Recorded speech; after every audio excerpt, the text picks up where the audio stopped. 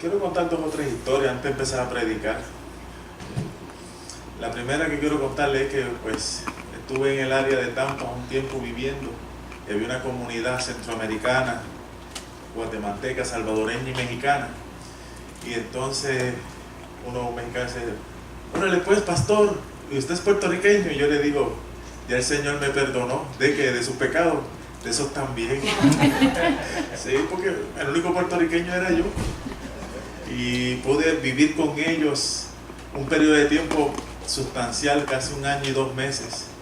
Y aprendí a relacionarme con personas de otra nacionalidad, con otra cultura, otro tipo de comida. A veces me daban unos pozoles que son unas sopas de garbanzo, que cuando comía esa sopa, la misma se me ponía como caballo enamorado.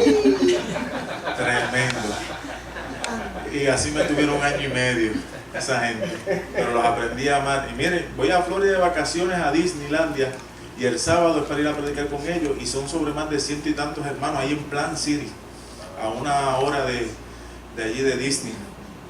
Y pues tengo buenos momentos con esa comunidad.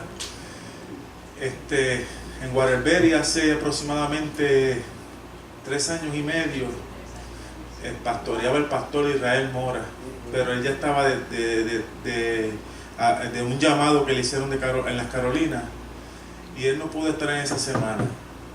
Y me invitaron allí a Waterbury, y pues no había una semana anunciada, para yo resolver una semana juvenil que tenía que buscar un predicador, y ahí apareció un invitado porque alguien recomendó a Ariel Modóvar, y Ariel Modóvar llegó y predicó a Ariel Modóvar. Terminó la semana y me dijeron: pastor, usted tiene que venir antes que termine el año, pero por una campaña bien hecha con el distrito. Y yo regresé, pero tenían ahora el pastor, y tenía el pastor Herrera. El pastor Herrera es testigo, más de 260 a 300 personas por noche. Amén. Los hermanos se esmeraron, las visitas, traían más visitas, bautizó 28 almas. Amén. Gloria a Dios. Y así fue mi primera incumbencia en esta conferencia, en la Southern New England Conference. Empezamos por allí, por la zona de Waterbury, y después fuimos a Esmirna con la Noristen, y de allí también los hermanos quisqueyanos de Esmirna me recomendaron, y hice una bonita amistad. Y el sábado que viene están reunidas 5 iglesias, 1, 2, 3 iglesias, las del pastor Durán y las de la Noristen, unidas en una clínica de salud y eventos sábado en la tarde, y me dijeron que tenía la predicación de 3 a 4 para evangelizar. Así que oren por mí ese sábado que viene allí. ¿Por qué le cuento esto? Le cuento esto porque yo soy un puertorriqueño con la mancha de plátano.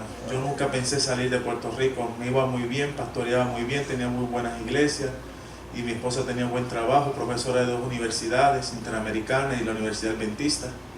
Pero en las cosas de la vida, en las luchas de la vida, pues entendí de que era el momento de tomar el vuelo, y el Señor nos trajo aquí, y aquí estamos. Amén. Y tengo el privilegio de poder estar aquí en este lugar, gracias a mi pastor Julio Pagán por la invitación, a Eric Tavera por la invitación y por el trato especial.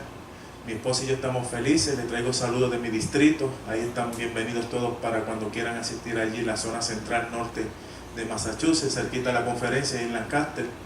Y pues en esta noche yo espero cumplir con las expectativas de cada uno de ustedes, y que ustedes puedan ser bendecidos por la palabra del Señor. Yo traigo una palabra de Dios poderosa. Yo estuve toda la semana pensando en esto, y llevo todo el año pensando en esto que yo voy a hablarle. Lo que yo hablarle ahora no es que me lo voy a sacar de la manga, es que esto es una palabra que Dios me ha estado dando durante todo el año, y mi esposa es testigo, que son 3 de la mañana, 4 de la mañana diariamente estudiando este tema, basado en el libro de los Hechos, basado en lo que Dios hizo con la iglesia primitiva, y yo quiero compartir con ustedes este tema de Dios. Amén. Vamos a orar. Querido Padre, una vez más, tu siervo hará el uso de tu palabra, y queremos que tu palabra pueda ser de bendición esta noche, mañana en el mediodía, y también en la tarde, con 5, con 3, 10, 20 que vengan, pero que tu palabra pueda crear la vida con uno contigo en mayoría donde quiera que se pare, y así surgen los grandes avivamientos. Por eso, Padre, en esta hora que tu siervo al predicar tu palabra pueda a uno por lo menos ministrarle de una forma tan maravillosa que pueda salir diciendo: hoy Dios me habló, hoy Dios tiene un plan con mi vida, y lo entiendo así.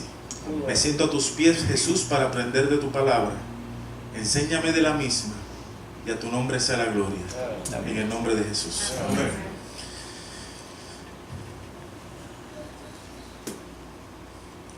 Quiero hablarles en esta noche bajo el tema llenos del Espíritu. Llenos del Espíritu. La iglesia cristiana del libro de los Hechos se le llama Hechos de los Apóstoles, pero realmente cuando miramos es la continuidad de los Hechos de Jesús. Lucas, el escritor del libro de los Hechos, el doctor Lucas, escribió su evangelio mostrando los hechos de Jesús. Ahora en el libro de los Hechos está presentando los hechos de Jesús en la vida de los apóstoles. Entonces Jesús se sigue manifestando en una época cuando estuvo en la tierra, en otra época cuando vive en el corazón del creyente. La iglesia vive gracias a la presencia de Jesús. Entonces Jesús le dice en el capítulo 1 aquí a la iglesia, a los apóstoles: váyanse al aposento alto, y allí ustedes van a estar orando durante un periodo de tiempo. Y durante esos 10 días que ellos estuvieron allí en el aposento alto, Elena White, en el de toda la gente, presenta unos puntos peculiares. Dice que ellos tenían oraciones fervientes, que ellos se humillaban, que ellos tenían devoción, que tenían gozo, que examinaban su conciencia. O sea, y no es que tenían un orden haciendo las cosas. Vamos a examinar la conciencia primero, vamos a hacer oraciones fervientes, vamos a tener confesiones honestas. No, es que en ese periodo de oración la iglesia se separó, los apóstoles se separaron juntamente con los 120 y con las mujeres. Y aquel lugar, aquel aposento alto, que pienso yo por la multitud que menciona las escrituras, era suficientemente grande tal vez como este lugar. Y aquel edificio que algunos piensan que era la casa de Marcos, de Juan Marcos, pues miren familia, allí estaban orando con intensidad, pero orando por algo, por una promesa que Jesús le dijo allí en el libro de Lucas, que Jesús le dijo: y yo le daré la promesa del Espíritu Santo a vosotros cuando yo me haya ido. Entonces los discípulos comenzaron a orar por la promesa. Eso le da valor, significado a la oración, cuando uno ora por una promesa de Dios. Por eso yo cuando predico de la oración le digo: hermano, si usted ora y usted no cita un versículo de la Biblia, usted no está orando bien. Usted tiene que orar con la palabra. Señor, tú eres mi pastor, yo estoy pasando por este problema, pero la Biblia dice que tú eres mi pastor. Señor, estoy pasando por momentos difíciles en mi vida y me veo la vida negra, pero la Biblia dice en el Salmo 27:1: Jehová es mi luz y mi salvación. Entonces cuando uno cita las escrituras, cuando ora, está reclamando las promesas. Entonces los discípulos están en el aposento alto orando por la experiencia de poder tener la visitación de esa promesa del Espíritu Santo. Y como Él lo prometió, no es que están obligando a Dios, es que le están reclamando una promesa que Dios le ofreció, que Jesús le ofreció, y ellos están pidiéndola con insistencia. Y todos sabemos que una vez termina el aposento alto, que fue un retiro espiritual de 10 días, que los apóstoles, su vida fue trastocada.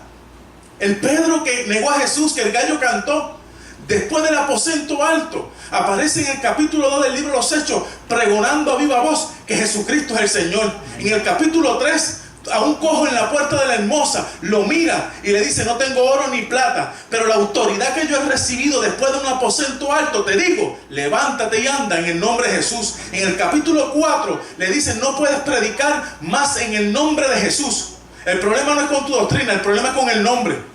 El diablo sabe el poder que tiene el nombre de Jesús, porque Jesús le dijo a los discípulos: todo lo que pidieras al Padre en mi nombre, lo recibiréis. Y los fariseos, el Sanedrín le dijo: no prediquen más, los saduceos, no prediquen más en ese nombre, porque ese nombre está sanando a los cojos, ese nombre está libertando a los cautivos. Entonces Pedro le dice allí en el capítulo 4, capítulo 5: en ningún otro hay salvación, porque no hay otro nombre dado a los hombres en quien podamos ser salvos, en el nombre de Jesús. Amén. Y le dice después: es menester obedecer a Dios antes que a los hombres. Después de un aposento alto, después de reclamar la promesa, recibió el Espíritu Santo. Capítulo 1, versículo 8: recibiréis poder Esa palabra poder es dunamis, es una habilidad, es una experiencia, es una capacidad. No es una aureola de fuego sobre tu cabeza. No es que tú vas a ser más santo. No es que tú vas a emerger la energía de tus manos y levitar cosas. El poder es que tu vida va a ser transformada. El poder es que vas a tener valentía donde antes no la tenías. El poder es que tú no te vas a avergonzar nunca más del evangelio. El poder es que ya no estás convencido, estás convertido. El poder es que antes era ordinario y ahora es extraordinario. Y allí en el libro de los Hechos, familia, comienza a suceder algo poderoso. Los apóstoles contagiaron a toda la iglesia que estaba emergiendo por su testimonio. Los apóstoles contagiaron a todas aquellas personas. Vayan conmigo a Hechos capítulo 2 versículo 42. Hechos 2 versículo 42. Amén. Amén. Cuando lo tengan, digan ya. Aleluya. Ya. Amén. Y perseveraban en la doctrina de los apóstoles. ¿Qué hacían? Perseveraban en la doctrina de los apóstoles. ¿Sabe? Ellos tenían una doctrina. No era solamente congregarse para hablar de amor. Era una doctrina. Tenían las creencias fundamentales. Unas doctrinas, pero perseveraban. ¿Qué quiere decir que perseveraban? Que abrían la Biblia, que escudriñaban las Escrituras, porque son las que dan testimonio de Jesús. El Antiguo Testamento da testimonio de Jesús. El yo soy del Antiguo Testamento que llamó a Moisés y le dijo: yo soy el que soy, ve a Faraón y dile que yo te envié. Ese es Jesús. La Biblia habla de Jesús. Ellos perseveraban en la doctrina de los apóstoles, en la doctrina de acerca de Jesús como el Mesías, en las doctrinas importantes, el estado de los muertos, el valor del sábado, el valor de la oración, el valor de la fe. Perseveraban quiere decir que les gustaba. Perseveraban era que se congregaban. Perseveraba quiere decir, hermano, que no eran cristianos ñame. ¿Qué pasa con el ñame? Que en vez de crecer para arriba, ¿para dónde crece? ¿Ah? Para abajo. Ellos no crecían para abajo, ellos crecían para arriba porque perseveraban. Había una perseverancia, y esa palabra perseverancia quiere decir insistencia, paciencia. Ellos perseveraban en la doctrina de los apóstoles y en la comunión unos con los otros. Y esa palabra comunión es koinonía, que quiere decir asociado, entrelazado, hermandad, comunión. Sobre más de 18 veces aparece en el Nuevo Testamento, y el libro de los Hechos es donde más aparece, que dice todas las cosas las tenían en común. Tenían una hermandad. Salieron de un aposento alto, Pedro diciendo: ya yo no soy el protagonista, Juan, ya yo no quiero ser el que se sienta a su lado. Y Juan le decía, y Santiago: yo tampoco. Que Jesús sea el que se siente en nuestras vidas, que Él entronice su trono en nuestras vidas. Amén. Después del aposento alto, hermano querido, perseveraban en la doctrina de los apóstoles, abrían la Biblia, estudiaban las Escrituras, identificaban las verdades de Dios, tenían comunión unos con los otros, a una hermandad fraternal, era sincero, se arrepentían unos a los otros. Si les falló, si fueron egoístas, si fueron prepotentes, se arrepentían unos a los otros. Y dicen el partimiento del pan y las oraciones. El pan se comía de una manera especial. Yo tomaba tu pan, yo lo partía y tú lo comías de mis manos. Cuando Jesús dice en Apocalipsis 3:20: yo estoy a la mesa, y el que comiere conmigo, yo cenaré con él y él conmigo. Jesús servía a la mesa. Jesús servía el pan para que lo comamos. Así lo hacían los apóstoles. Partían el pan y le daban de comer a sus invitados, a la gente que estaba en sus casas. Las casas se convirtieron en iglesias. Las casas se convirtieron en hogares de hermanos y de familia. Amén. Y Dios quiere hacer algo poderoso aquí, hermanos queridos. Amén. Dios quiere traer aquí en Danbury perseverancia en la doctrina de los apóstoles, perseverancia en el estudio de la palabra, comunión, que podamos tener la relación asociado, que podamos ser hermanos de corazón, que podamos partir el pan y pensar en la necesidad del prójimo y darle de lo que tenemos, no de lo que nos sobra, sino de lo que tenemos. Y en las oraciones, Pablo dice en Efesios 6:18: velad en todo tiempo con toda oración en el Espíritu. Oración en el Espíritu no es igual que oración normal. Oración en el Espíritu es la oración, hermanos queridos, que usted cuando está orando le dice: Espíritu Santo, en esta hora pone en mí tus pensamientos. En esta hora tú sabes la lucha que enfrentan todos mis hermanos de iglesia. Ayúdame, Espíritu Santo, a identificar cuál es el que necesita para yo interceder por él. Eso quiere decir orar en el Espíritu. La iglesia, como habían recibido la promesa del Espíritu, se reunían unos a los otros y había un deseo anhelante de pensar en el prójimo y orar por el prójimo. Y esta es la oración más importante. Por eso Pablo dice ahí en Timoteo, antes de todo, hacer intercesión.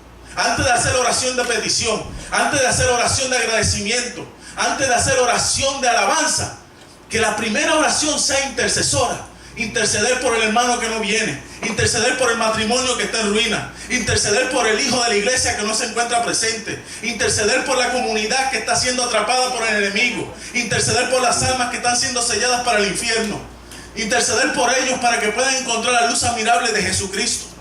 Y eso es orar en el Espíritu, porque el Espíritu Santo, cuando viene a nosotros, el Espíritu Santo dice en Romanos 8:26 que Él intercede con gemidos indecibles. La oración que hace el Espíritu Santo delante del Padre y de Cristo es oración intercesora. Y orar en el Espíritu es que esos gemidos que el Espíritu Santo pone en el cielo, lo pone en nuestro ser, y nosotros cuando oramos, gemimos, lloramos, clamamos, sudamos. Eso es intensidad, no es una oración pasiva, no es un Señor que está entre querubines y serafines protocolar, no es un vocabulario bonito, es una oración con el corazón en la mano. Y la iglesia primitiva comenzó a tener toda esta experiencia poderosa durante los 10 días del aposento alto. Salen y se reúnen y ahí se ve la atmósfera, no solamente en el aposento alto, sino donde quiera que iban los apóstoles, llevaron ese mensaje en todas las localidades donde se reunían. Y comenzó a surgir un gran avivamiento porque vino el Pentecostés, que en el Antiguo Testamento era el pacto de Dios con Israel. Después de dar los 10 mandamientos se celebraría el Pentecostés. Y ahora aquí, hermanos, es el nacimiento de la iglesia, el pacto de Dios con la iglesia, dándole el regalo del Pentecostés, que es el Espíritu Santo. Amén. Yo tengo que avanzar, hermano, porque apenas esto es la introducción. Tengo 17 temas del libro de los Hechos.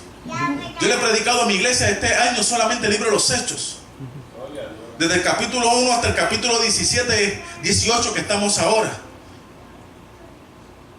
Con capítulo 18 con las Priscilas y Aquilas y Apolo.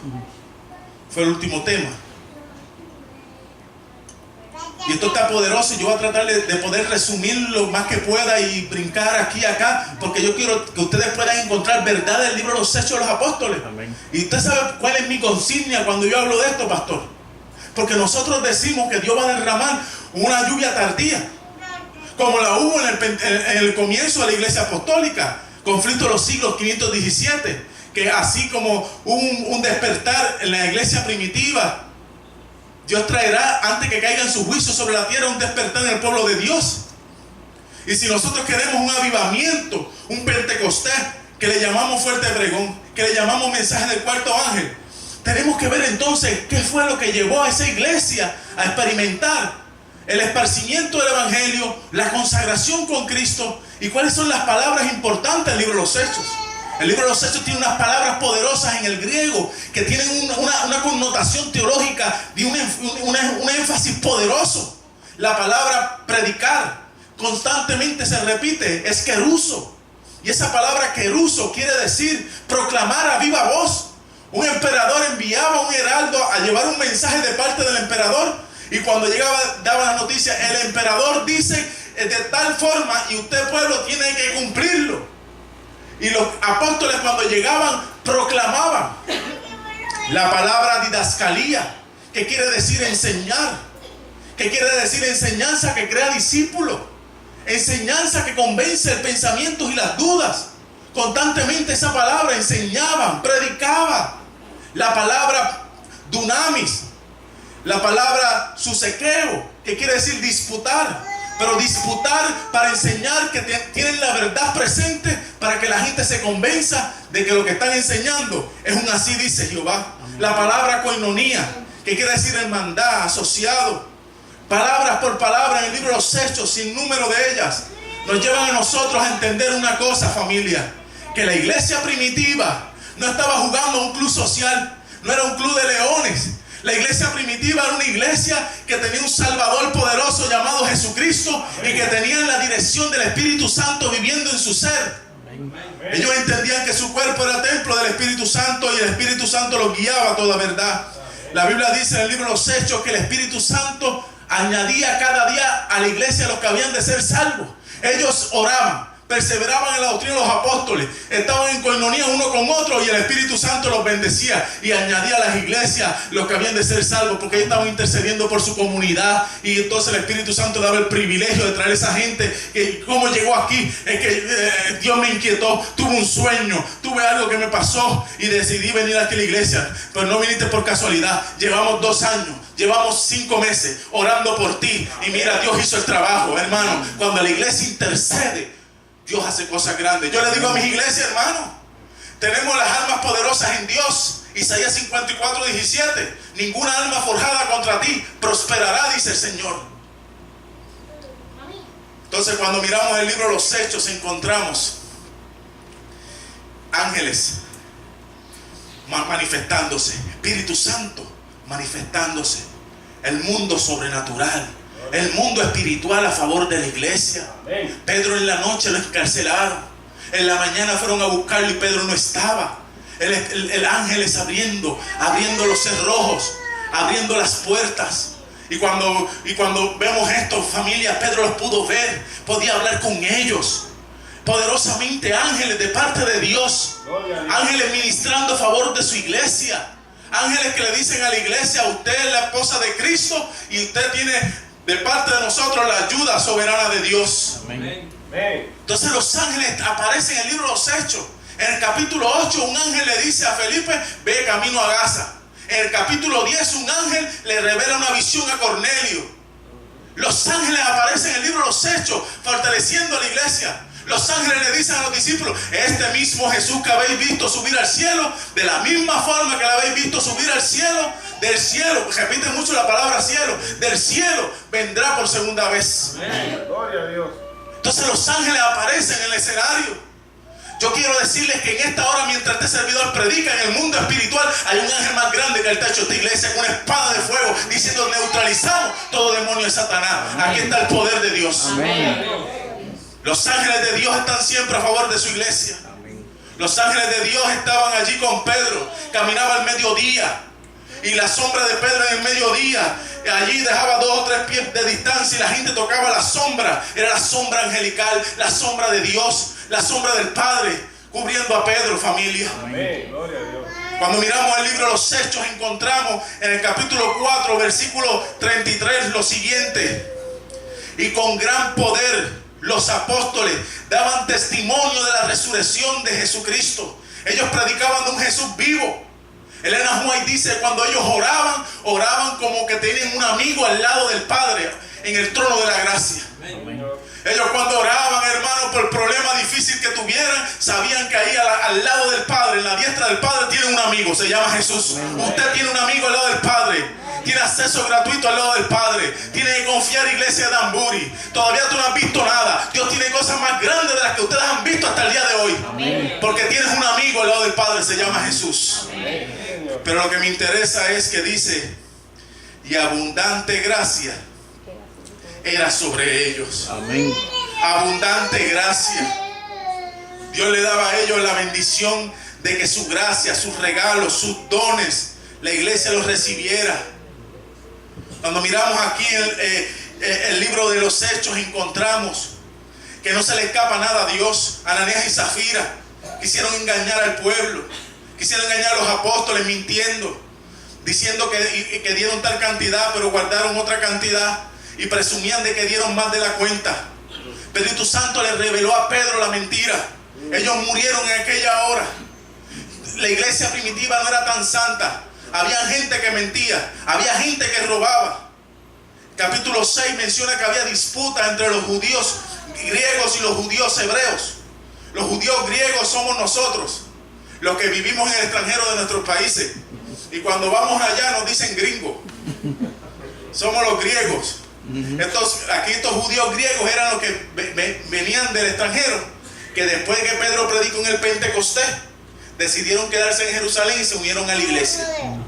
Pero los hebreos que siempre vivieron en Jerusalén tenían una situación con ellos, porque había unas viudas que estaban atendiendo más que a las otras. Entonces a las que eran del extranjero no las atendían bien. y hubo murmuraciones, y esa palabra murmuración es escándalo en griego, y la palabra escándalo quiere decir piedra de tropiezo. ¿Sabe que en la iglesia primitiva hay gente mintiendo, hay gente, hermanos queridos, robando, y también hay gente murmurando? O sea que la iglesia primitiva oraban, perseveraban, reunían, abrían las escrituras, perseveraban en la doctrina, el Espíritu Santo era con ellos, añadía a la iglesia lo que habían de ser salvos, habían milagros, se bautizaban 3,000 y 5,000 almas, pero había mentira, había robo y había murmuración también. La iglesia perfecta no la va a encontrar nunca, pero hay un Dios que a la iglesia que es fiel va a limpiar, va a allanar el camino y va a levantarla aún a pesar de las luchas o pecados que se levanten. Dice entonces, llegué al tema de esta noche. ¿Cuántos dicen amén? Llegué al tema de esta noche porque yo quiero hablar en esta noche de Esteban. Tengo 3 temas. Hoy voy a hablar de Esteban, mañana voy a hablar de Simón y en la tarde voy a hablar de Bernabé. Pero esto es poderoso porque lo que te voy a decir, Esteban, si usted lo ha escuchado antes, usted no venga mañana. Pero si lo que voy a hablar de Esteban es nuevo para usted y no lo había visto nunca, pues yo le aseguro que el de mañana, el mediodía y el de la tarde también serán de esa forma. Aquí estudio, hermano, aquí oración. Yo quiero decirle que Jesús dijo en Juan capítulo 1 que Él es el logo. ¿Han escuchado esa palabra, logos? ¿Qué quiere decir el verbo? En el principio era el verbo y el verbo era con Dios y el verbo era Dios, ¿verdad? Esa palabra es logos. Pero cuando Jesús dijo mis palabras son espíritu y son vida, cuando dice mi palabra, allí no usa la palabra logos, usa la palabra rema. Y ahora yo quiero decirles, hermano, llévese esto, apúntelo por allí, pues se lo va a olvidar. Logos quiere decir el Cristo divino encarnado en un cuerpo humano. Rema quiere decir el Cristo divino encarnado, pero ahora en tu corazón y en tu mente, porque la palabra de Dios se hizo vida en tu alma. Amén. Se hizo vida. Entonces cuando Jesús dice mi palabra es espíritu y vida, es porque tú has recibido la palabra de Dios y entendía que el sermón de esta noche no era para Juan que no vino, sino para ti, y se hizo carne en tu carne y se ha hecho vida. ¿Cuántos dicen amén? Amén. A mí me están dando ganas de predicar ahora, gloria a Dios. Amén. Capítulo 6, aparece la elección de los diáconos para poder ayudar en el servicio. La palabra servicio es diaconía, distribución, servicio. Tienen que buscar personas calificadas para hacer esto, para poder ayudar a las mujeres en la mesa, ya que los apóstoles no podían predicar y servir a la mesa. La misión de ellos era evangelizar. Entonces buscaron 7 personas que le ayudaran en el servicio. A veces gente confunde los conceptos. Aquí dice diáconos, pero ellos eran más que diáconos, ellos eran pastores. Yo lo voy a demostrar mañana que Felipe era un evangelista, porque aquí cuando se usa la diaconía es para el servicio. Luego la iglesia se va estableciendo y cuando la iglesia se establece ya, entonces nombran ancianos y diáconos para servir. Pero estos diáconos, ayudando a los apóstoles, ejercían pastorado, evangelistas, porque eran líderes. ¿Cuántos apóstoles eran? 12. A pesar que Judas se ahorcó, Matías sustituyó a Judas, eran 12.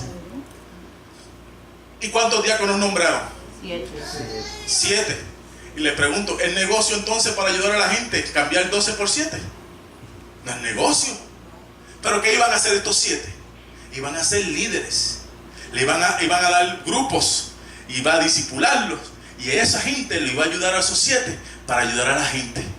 Por eso eran líderes, por eso eran pastores, por eso eran evangelistas. Por eso las cualidades que menciona de ellos. Y yo quiero que tú puedas ver conmigo en esta hora las cualidades de Esteban. Esteban era un hombre lleno del Espíritu Santo.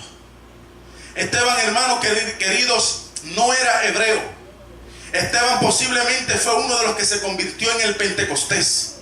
De esos que venían del extranjero, porque el nombre Esteban no es en hebreo, es un nombre griego. Y cuando usted mira la lista de los diáconos, la gran mayoría de todos los diáconos son griegos. Los nombres son griegos, no son los nativos. A veces, hermanos queridos, nosotros cuando vivimos en nuestro país nos creemos que somos más papistas que el Papa y que todo lo merecemos.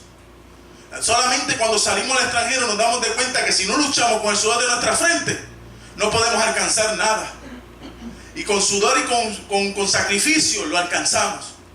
Estos individuos, Esteban especialmente, Esteban familia, que era un griego, recibió el evangelio, tuvo el primer amor con Cristo y comenzó a predicar de Jesús. Cuando yo empecé en la iglesia me daban 6 meses, porque venía de pandilla, porque era un sinvergüenza, porque tenía mala vida. Me daban 6 meses. A los griegos le daban 6 meses. A los griegos los trataban como que, aún los apóstoles, en el proceso, todavía en el capítulo 15, hay una lucha entre los gentiles, la circuncisión y los griegos. No fue fácil aceptar al extranjero. Pero esto es interesante, hermano, porque Esteban, cuando acepta a Jesús, ese es el que se convierte y llega a la iglesia, y en un año lo ve director de joven, predicando, testificando, trayendo 5, 6, 7, 8 personas, porque quiere contarle a otro lo que Jesús está haciendo. Pero el hebreo que lleva tiempo en la iglesia sentadito tranquilo, y como que nada lo mueve. Pero Esteban se mueve, Esteban está en la misión. Esteban quiere decir corona. Él quería corona. Él quería la gloria. Él quería alcanzar más allá. Esteban quería hacer que las cosas pasen. Esteban quería estar en la noticia de Dios. Esteban tenía un corazón de testigo, de mártir. Y yo quiero que usted vea lo siguiente. Primero, Esteban era lleno del Espíritu Santo. Capítulo 6, versículo 3. Buscad pues, hermanos, entre vosotros a 7 varones de buen testimonio. ¿Llenos de qué? Del Espíritu Santo. Lo primero que Esteban tenía era que era lleno del Espíritu Santo. Ven que no fue nombrado a última hora. Es que nombraron un pastor, nombraron un evangelista, nombraron a una persona capacitada que ya el Espíritu Santo venía trabajando en su vida y ejercía el liderazgo juntamente con los apóstoles. El libro de los Hechos, una cosa muy importante es cuando usted lee el libro de los Hechos, usted no puede leer el libro de los Hechos como si un día pasó una cosa, el capítulo 2 el otro día, y en un mes pasó todo el libro de los Hechos. El libro de los Hechos es una narrativa que aproximadamente conlleva más de 60 años de historia. El libro de los Hechos es la narrativa de la iglesia creciendo año tras año y mes tras mes. Y ya habían pasado varios años y Esteban ya había estado cerca del grupo apostólico. Inclusive hay uno de los padres de la iglesia, discípulo de Juan, llamado Ireneo, que no piensa que Esteban se convirtió en el Pentecostés. Él dice, Esteban era uno de los 70. Independientemente sea uno de los 70 o sea uno de los que se convirtió en el Pentecostés, al ser griego, fue a la comunidad griega a evangelizarla. Pero hay algo poderoso, era lleno del Espíritu Santo. El Espíritu Santo cayó sobre los griegos. Y esto es poderoso en el libro de los Hechos, hermano. El Espíritu Santo, cuando dice en el capítulo 2, con un viento recio. Viento, porque la palabra en griego para espíritu es neuma, es soplo, es viento. El Espíritu sopla en nuestro ser y nos llena del oxígeno del cielo. Amén. Y quita de nosotros ese humo negro o esa intoxicación de pecado. Jesús dijo en Juan capítulo 3 que el Espíritu sopla de donde quiere y hacia donde quiere y cuando quiere. Y el Espíritu es el soplo de Dios cuando Él quiere. Eso habla de la soberanía de Dios. Soberanía de Dios. Usted no puede controlar el Espíritu Santo. Hay gente que a veces dice, no, el Espíritu Santo allí no entra. No, que el Espíritu Santo allí no trabaja. No, que el Espíritu Santo es imposible. A mí por muchos años me decían, no, que el Espíritu Santo no está en una oración de un pastor pentecostal. Pero cuando yo me vi hospitalizado, que estaba al borde de la muerte en un momento de mi vida, y había un capellán, pastor pentecostal en el hospital, ahí sí yo quería que orara por mí. Ahí sí yo cerré los ojos. ¿Verdad que sí? Y mi hermano querido, y gracias a Dios salí vivo de allí. Amén. Y pienso que esa oración Dios la escuchó. Y ahora cuando oro con un pastor de otra denominación, cierro los ojos. Amén. Porque Él sopla donde Él quiere, Él usa a quien quiere. Ahora está usando a Esteban, que es un griego. Un hebreo dice, es imposible, somos exclusivistas. Esto es para nosotros solamente el Espíritu Santo. Pero ahora el Espíritu Santo está sobre Esteban. Y no solamente está sobre él, sino que Esteban era lleno del Espíritu Santo, lleno, hermano. Tenga en cuenta, cuando Dios quiere vivir en tu vida, no es a medio, ni a 30, ni a 40%, es con su llenura, al 100% lleno. Era lleno del Espíritu Santo, la tercera persona de la Trinidad. Ezequiel 37 dice que resucita huesos secos. Capítulo 37, versículo 10, ese valle de huesos secos se convirtió en un gran ejército. Eso es un sermón. Isaías 59, 16 dice que el Espíritu Santo levantará bandera. O sea, la bandera abajo representa luto. 9:11, bandera media alta, bandera abajo, luto. Pero si dice que el Espíritu levantará bandera, es porque se va a acabar el luto. Esteban era lleno del Espíritu Santo, la bandera estaba arriba. Amén. Tanto que decir del Espíritu Santo, pero Esteban también era lleno. Miren conmigo, familia, lleno de sabiduría. Busquen hombres de buen testimonio y de sabiduría. Llenos del Espíritu Santo y lleno de sabiduría. Génesis capítulo 1. En el principio creó Dios los cielos y la tierra. La NASA lleva cuántos años investigando el origen del universo. Los sabios del mundo, ¿cuánto tiempo llevan buscando el planeta más cercano? Los sabios del planeta Tierra están buscando el origen de las especies. Pero ya la palabra de Dios nos hace a nosotros sabios, porque sabemos más que ellos, que tienen estuvo de ensayo, tienen laboratorio, tienen telescopio. Nosotros sabemos más que ellos, porque la sabiduría de Dios es el temor a Jehová. Amén. El confiar en Jehová. Amén. El ser fiel a Dios. Y nosotros tenemos mejor conocimiento que la misma NASA. Y saben una cosa, le llaman a la naturaleza la madre naturaleza. La sabiduría del mundo, dice Romanos capítulo 1, que siendo sabios se hicieron necios y cambiaron la gloria de Dios por cosas corruptibles. Siendo sabios se hicieron necios. Y hermanos queridos, ¿saben lo que yo quiero enseñarles a ustedes en esta noche? Yo quiero decirles lo siguiente: que la naturaleza no es madre, la naturaleza es hija. Porque Salmo 19 dice de Jehová, dice, ese es Salmo 24:1. Por ahí yo iba. De Jehová es la tierra y su plenitud, el mundo y lo que en él habita. Pero el Salmo 19:1 dice: los cielos cuentan la gloria de Dios y el firmamento, la naturaleza, la obra de sus manos. Por lo tanto, la naturaleza es hija de Dios, no es madre. ¿Ah? Esteban era lleno de sabiduría. La elocuencia de su predicación, el estudio de las palabras, demuestra que Esteban era un hombre lleno del Espíritu Santo. En el capítulo 7 aparece el sermón de Esteban.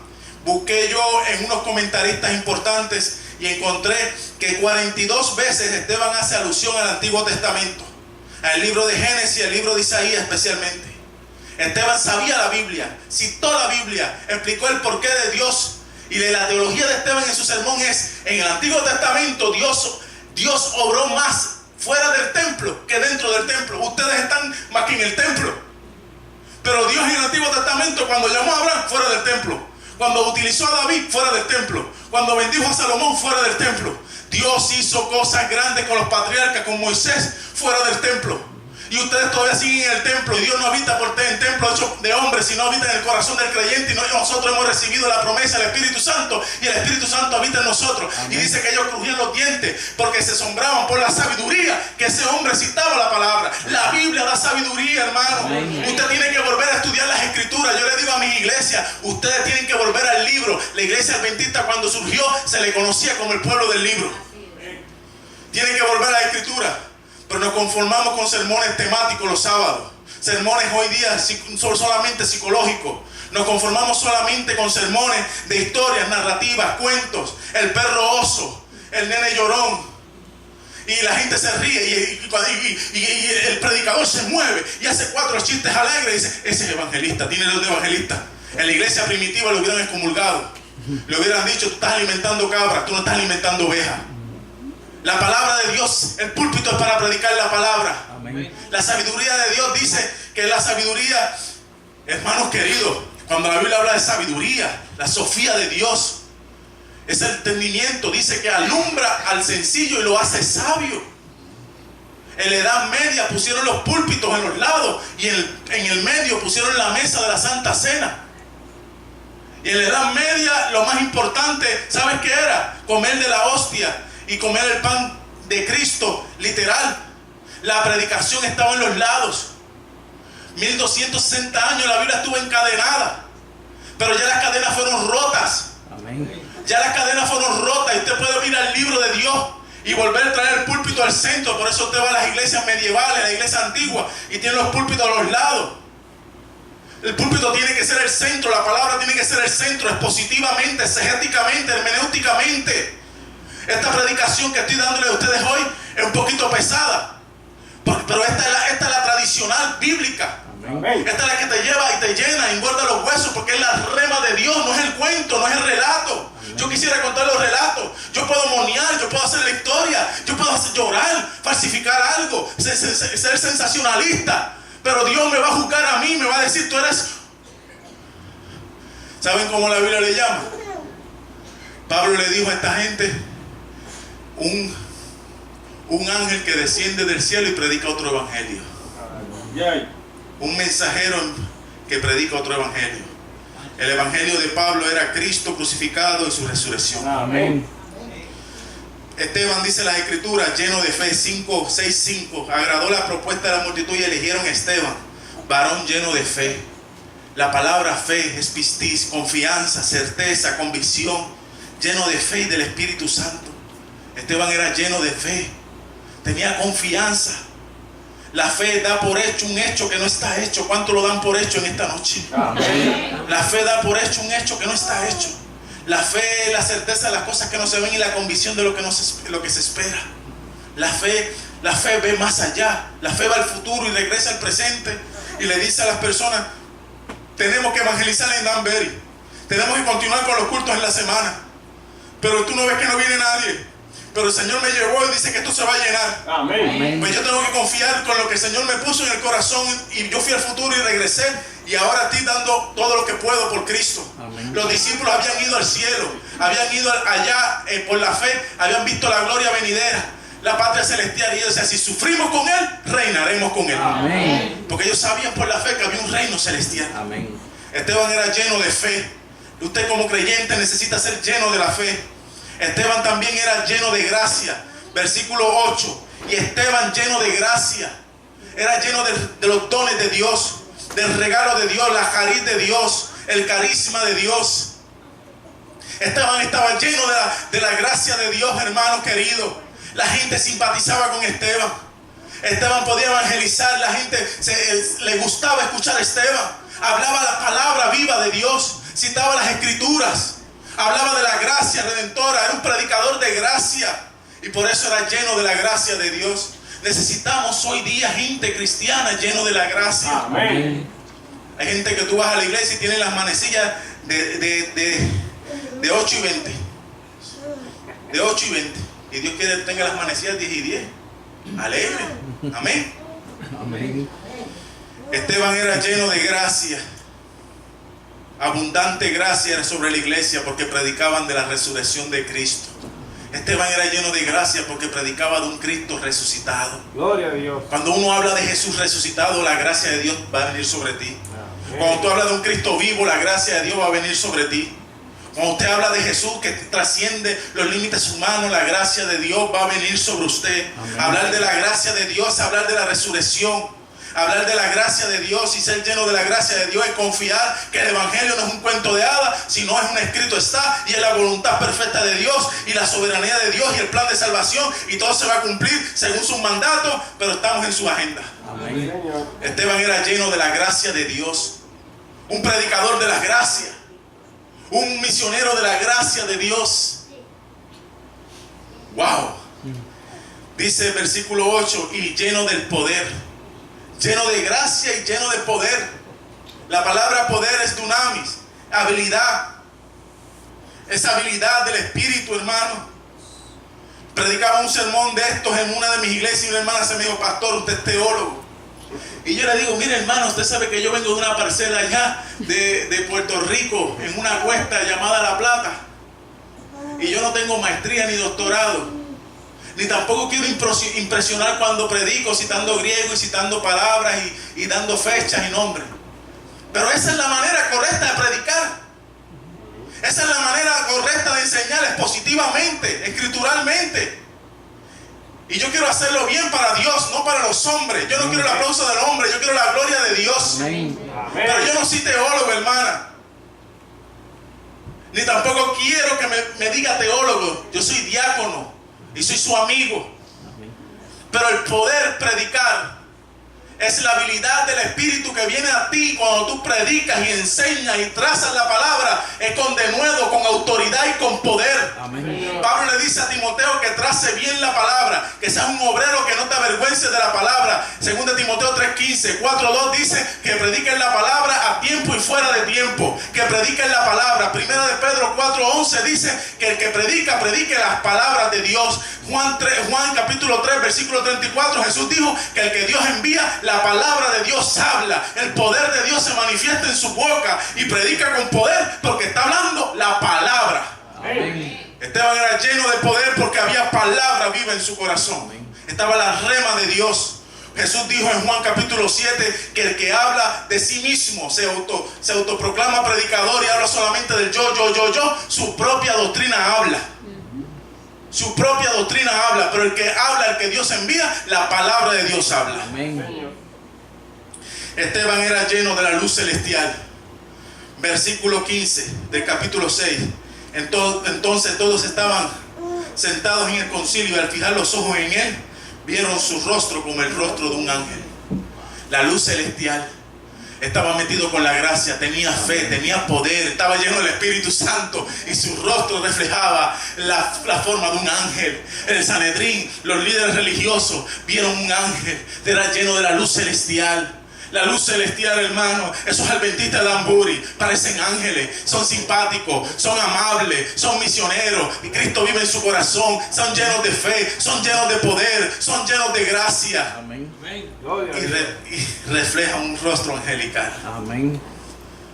Eso lo hizo Dios en la iglesia primitiva y Dios quiere hacer en la iglesia actual. Amén. Eso Dios lo hizo con Esteban y lo quiere hacer con usted. Amén. Que Esteban quiere decir corona y era coronado con eso. Esa es la grande corona para un cristiano, que alguien te mire y te diga: tú eres cristiano. Porque tu rostro representa, tu sonrisa, tu amabilidad me demuestra que tú eres diferente y eres cristiano. Esa es la corona de un cristiano. Eso es Esteban. Esteban también era lleno, hermanos queridos, de la esperanza. Pastor, ¿me puede acompañar con el piano en los últimos 5 minutitos que me quedan? ¿Cuántos dicen gloria a Dios? Amén. Amén. Yo no me quisiera ir, pero yo quiero guardar el pan para mañana. Porque una de las campañas antiguas que yo predicaba bastante, más tiempo, pero hablaba mucho cuento, por eso era bastante largo, más cuento.